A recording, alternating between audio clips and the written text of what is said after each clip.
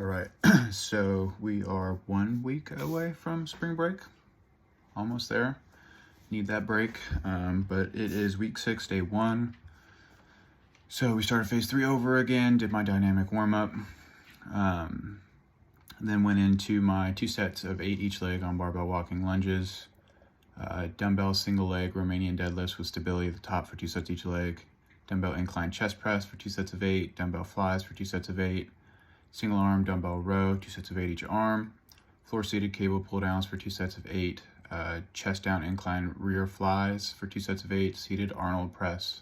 for 2 sets of 8, standing alternating supinating dumbbell curls for 2 sets of 8 each arm, concentration curls on the knee for 2 sets of 8 each arm,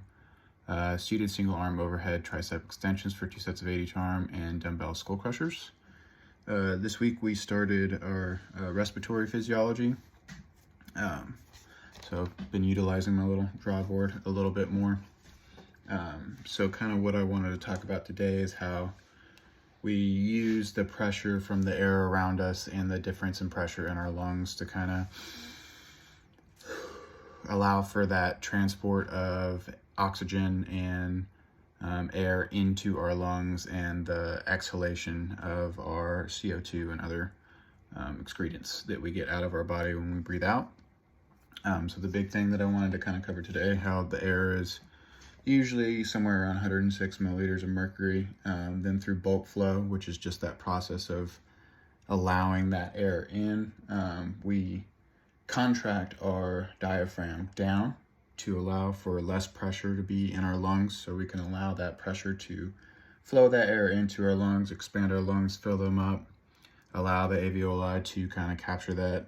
oxygen so that we can switch the oxygen and the carbon dioxide or CO2 to get rid of it. The reason why that's kind of important during exercise, obviously, is as we exercise, we increase our ventilation or our bringing in of our oxygen because of the increased demands on our muscles. And so we need to bring that oxygen into that third pump of the electron transport train so that we can continue to produce ATP, so that we can continue to meet the demands of the workload during exercise. So respiration is extremely important when it comes to exercise. They teach like abdominal breathing, learning kind of how to feel that contraction and decontraction of your diaphragm. So that way you're really pushing that diaphragm down as you breathe in and allowing more space in your lungs so you can take in more oxygen, and really kind of contracting hard down to squeeze everything out as you breathe out. So that way you kind of have more ability to take in more oxygen and excrete more CO2. Better exercise.